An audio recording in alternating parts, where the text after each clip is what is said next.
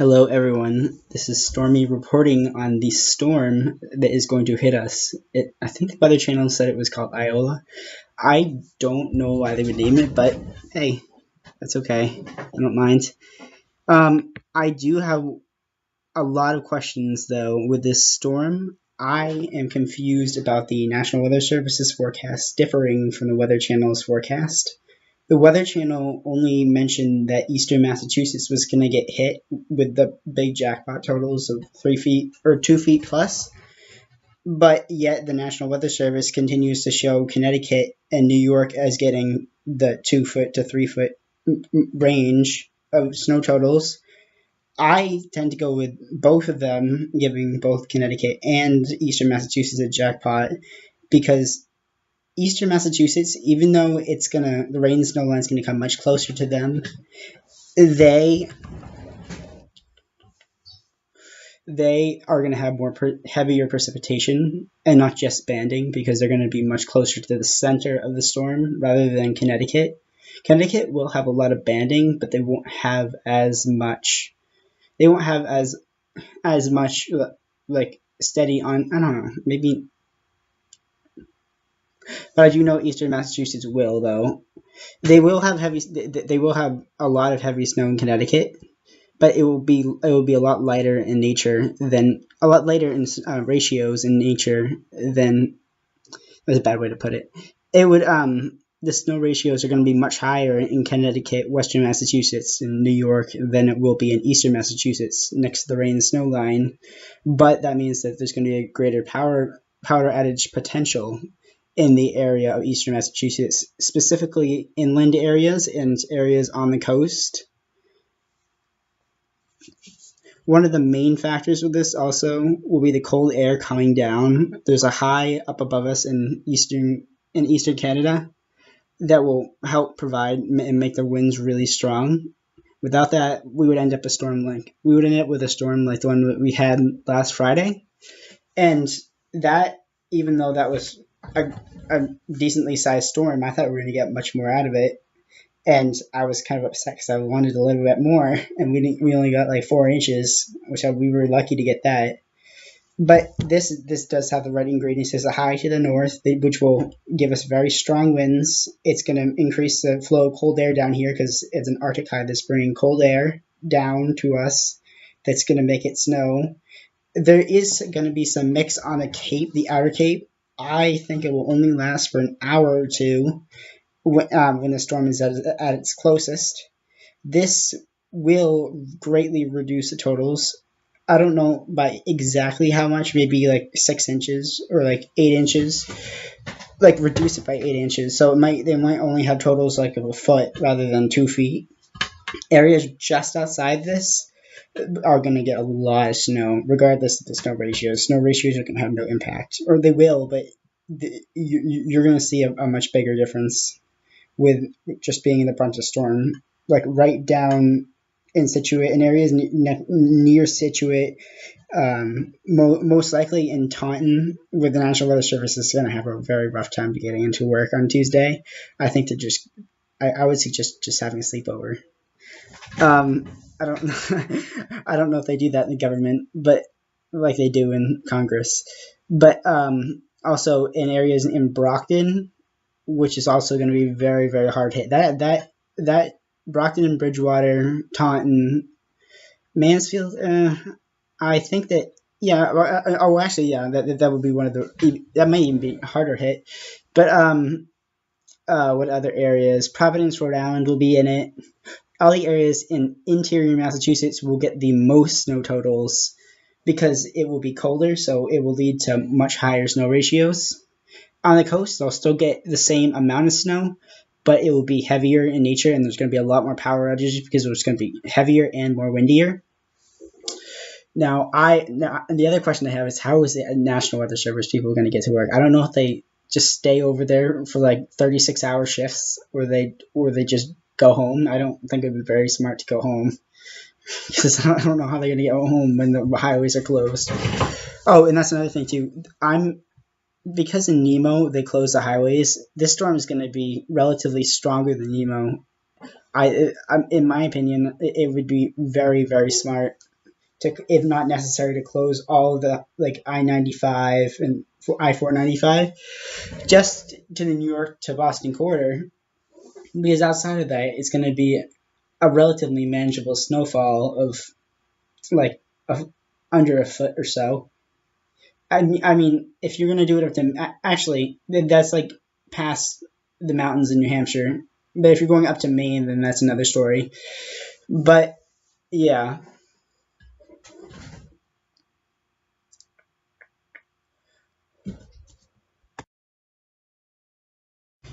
as I was saying earlier, the National Weather Service's forecast for the Boston area, or really just the whole Massachusetts area, is, I think, a little bit conservative. I like it, but I think that there needs to be more in the interior southeastern Massachusetts. They show a lot in New York City and lower Connecticut, which I think is also true because it will be farther away from the mix line. But also, they're going to have 50 to 60-mile-an-hour winds coming off the ocean, which the ocean will be warmer there. So wouldn't that reduce snow totals there too? And that's just a thought. I'm sure that's probably not right, but also they shifted everything west, and they used to be like more east.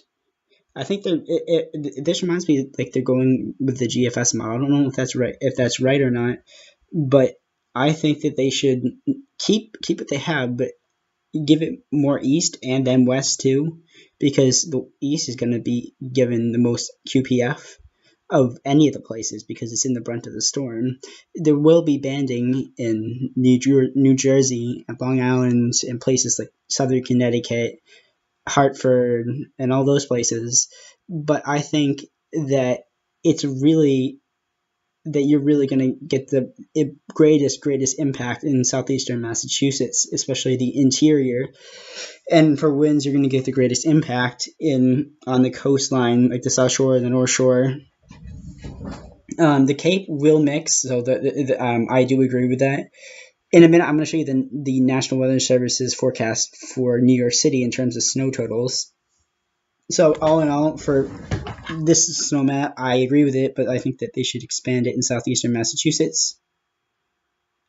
Okay, now on to, and we'll switch in a minute. Now on to the New York City's weather channels.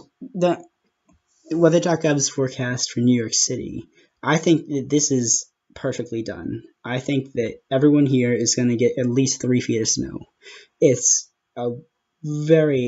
giving everyone a ton of QPF here, and I think that it's right for 24 to 36 inches of snow, like they said.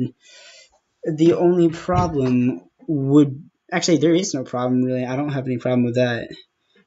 It looks a little bit widespread. I mean, it's so wide. I've never seen anything like this in my life before. It's so weird. Normally, there's like a little tiny spot of it. But if this comes true, make sure you go and get supplies. You are going to lose power.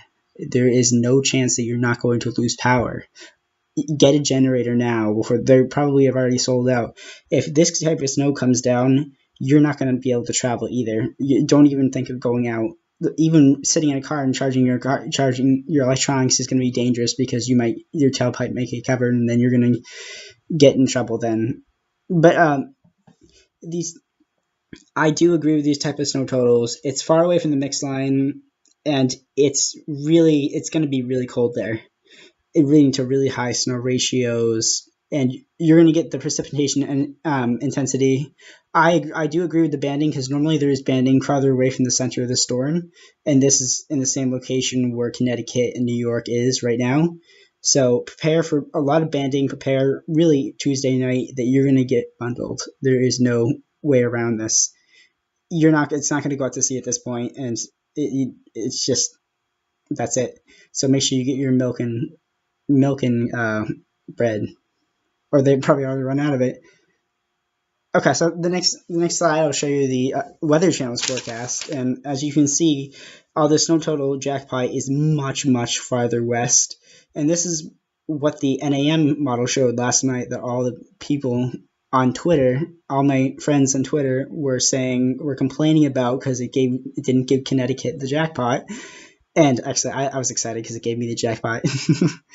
But what I was but they're still showing the same map as they showed last night. And or no, not the Weather Channel, but the NAM model.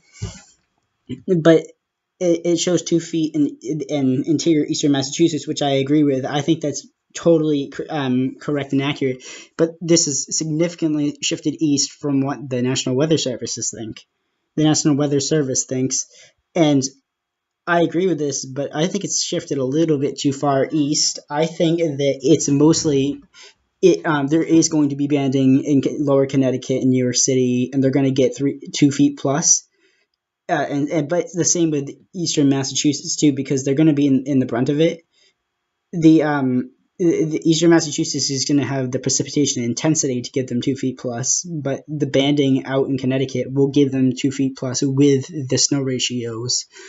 In between, I don't know about areas in Springfield or Worcester. It would be Worcester is a cold spot in Massachusetts. That's going to get a lot of snow. Probably we're going to be one of those areas that gets like 40-ish. I'd say maybe 30 to 35 inches. That usually gets the jackpot no matter what, because they're Worcester Hills. They always get a lot of snow there. And then the Cape, like I said, it shows it getting snow, so that shows you how cold this model is and how far east it is. Okay, so now I'm going to show you my snowfall map that I made, and I had been doing a lot of changes on this map. I've added, originally I did not include Long Island, New York City, Connecticut, Hartford, or I included Hartford. I didn't include the southern New York either, or New York City for that matter. I just included, actually I didn't, I kind of included part of Connecticut, part of southern Connecticut, and not really much of Long Island. I changed this so it include New York City and all along the coast down south, all the south coast. And I did this for the reason I've been describing earlier, that you're going to have banding right where you can see the 32 to 36 inches right above Long Island. That circle that encloses Hartford and the North Long Island. You're going to get banding there. Snow usually bands that far out from storms. I know from watching them for a long time from my life. But also in southeastern Massachusetts, you're going to get an area that's going to get a lot of snow. It's that you cannot get in Connecticut, because if you're that close into the storm, you're going to have, not only are you going to have more precipitation for longer, and then precipitation is going to be falling harder. You don't need snow ratios. You're going to get it just as is. And snow ratios will add on to it, but the precipitation intensity, it's going to add up, and that's going to be heavy wet snow, 36 to 45 inches in areas like Brockton, Mansfield, Bridgewater, I would say Halifax, and maybe even Providence. Yeah, maybe even Providence too. We'll see. But it's going to be so hard, and it's also going to last for so long that it's going to keep piling up and piling up. It's going to do the same in New York City, but it's not really gonna. Well, it is.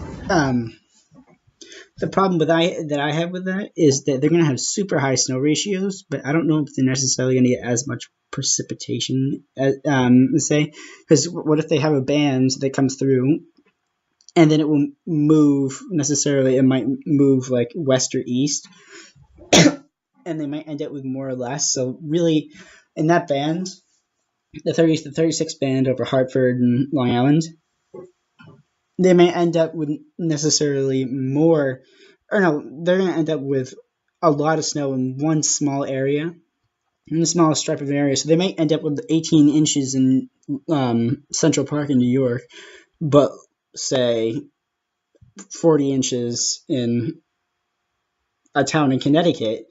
I'm not familiar with the towns in Connecticut, so but it's going to be very localized banding at places. You're not all going to get 32 to 36 inches of snow. I just can't draw that detailed because I don't know yet.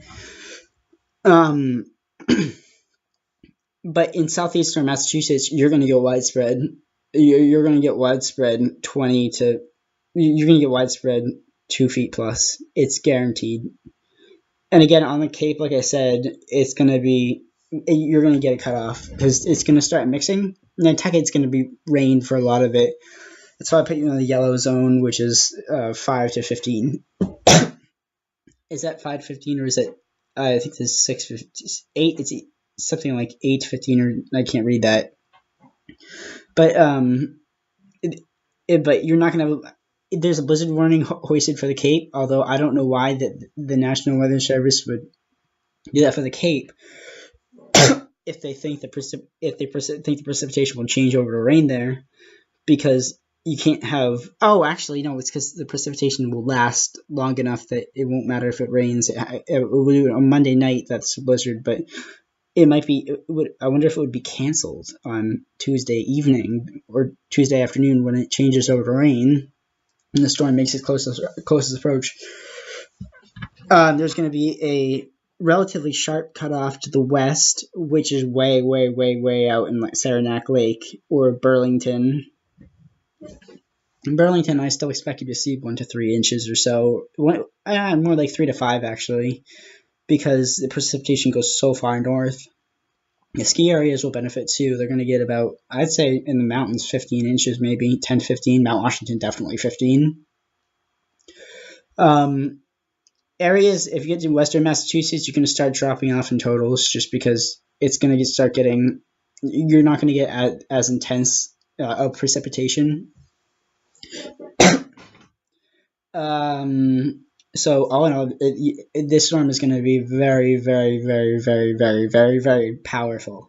You need to go get your supplies now. You're probably going to lose power, so get gas. I already saw cars like lined up outside my local gas station, like 15 cars trying to get gas. It's really cheap now, so now's a good time to go get it. Don't take a chance; it might go up in price tomorrow. Who knows?